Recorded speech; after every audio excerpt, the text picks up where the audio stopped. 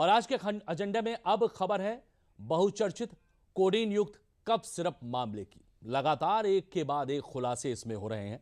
जहां प्रदेश में जब से कोडीन युक्त कफ सिरप का मामले का खुलासा हुआ है, तब से लगातार पुलिस एक्शन जारी कर रही है।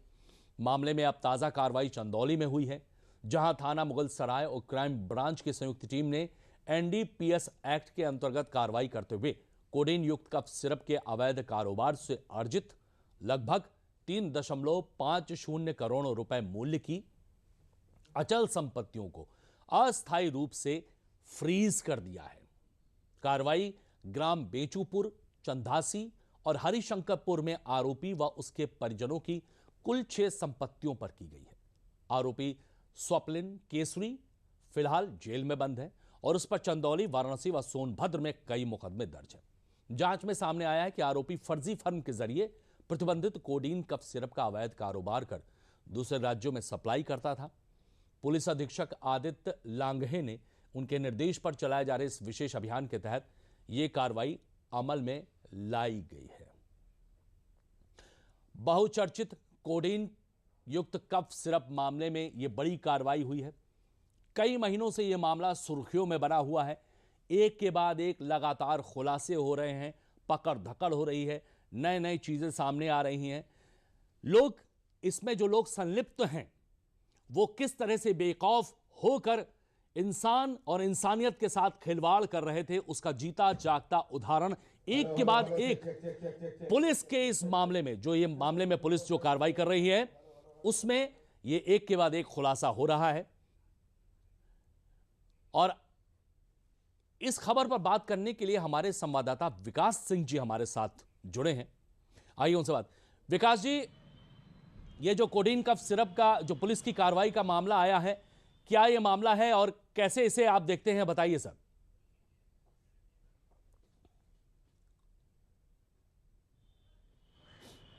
देखिए, ये जो नशे का व्यापार है पूरे प्रदेश में इस कदर फैला हुआ था, जिसके खिलाफ मुख्यमंत्री योगी आदित्यनाथ ने शक्ति दिखाई थी और इस मामले में एसआईटी का गठन किया गया था। इस मामले की जांच प्रदेश में एसटीएफ कर रही है और साथ साथ जो एसआईटी है इस पूरे प्रकरण को देख रही है। कहीं न कहीं इस नशे के व्यापार में कई लोग ऐसे संलिप्त हैं जिनमें माना यह जा रहा है कि वो सफेद पोस्ट लोग हैं। खासतौर से जब ये करोड़ों की खेप पकड़ी जाती है तो इसके पीछे कहीं न कहीं बहुत बड़े हाथ होते हैं। इसी के साथ ही ये लगातार स्पष्ट है कि पुलिस इस मामले में सख्ती बरत रही है। लगातार चाहे वो प्रदेश के कई जनपदों में इसी तरीके हमने देखा, चाहे लखनऊ हो, प्रयागराज हो, वाराणसी हो, मुगल सराय हो, इन सभी जगहों पर ये बड़ा सिंडिकेट फैला हुआ है और इसके तार उत्तर प्रदेश के साथ साथ कई अन्य राज्यों से फैले हुए हैं। सबसे बड़ी बात है कि उत्तर प्रदेश में इस सिरप का निर्माण नहीं किया जाता है, सिर्फ डिस्ट्रीब्यूशन बाहर से आता है और किस तरीके से वो आता है, किन किन लोगों उसका स्टॉक करते हैं, स्टॉक के बाद किस तरीके से इसकी बिक्री, अवैध बिक्री की जाती है, यह पूरा मामला है।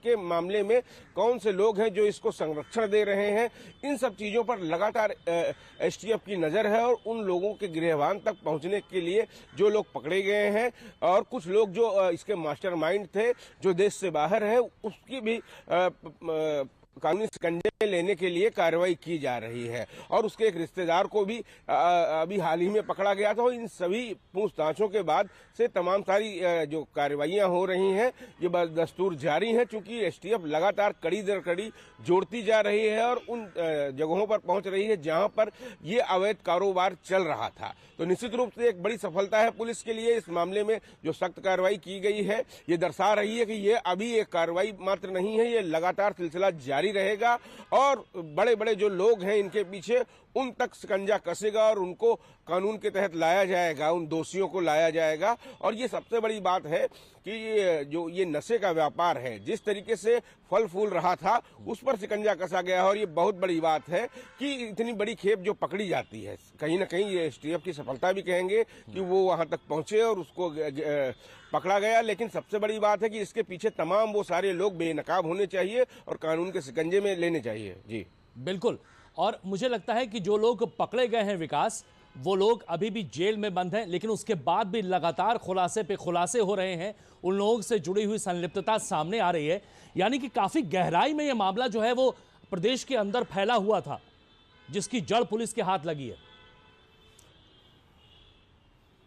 जी बिल्कुल सही कह रहे हैं कि ये मामला अलग अलग जगहों पर अलग अलग सिंडिकेट इसके बने हुए हैं और इसी के तहत अलग अलग जगहों पर खुलासे हुए, चाहे वो लखनऊ की बात हो या वाराणसी की बात हो। लगातार कार्रवाई की गई। वाराणसी में अलग से एक जांच कमेटी बनाई गई थी जो उसकी जांच कर रही थी, और पूरे प्रदेश की जांच के लिए आईजी लेवल की कमेटी बनाई गई है जो इसकी जांच रिपोर्ट जल्द ही प्रस्तुत करेगी, और उसमें तमाम सारे बड़े नामों के खुलासे उस जांच में जरूर आएंगे। और उनके साथ साथ एसटीएफ जो लगातार कार्रवाई कर रही है, ये निश्चित रूप से सबसे बड़ी बात है कि उत्तर प्रदेश में एसटीएफ इस मामले पर सख्त एक्शन ले रही है, और कहीं न कहीं जो नशे के व्यापार से जुड़े हुए लोग हैं उनकी धरपकड़ लगातार जारी है। जी बिल्कुल बिल्कुल, उनकी धरपकड़ लगातार जारी है। और सबसे बड़ी चीज है कि जो योगी आदित्यनाथ कहते हैं कि उत्तर प्रदेश में जो है कानून का राज स्थापित होकर रहेगा, वो बात जो है वो चरितार्थ हो रही है। पुलिस की इस कार्रवाई से साफ पता चलता है।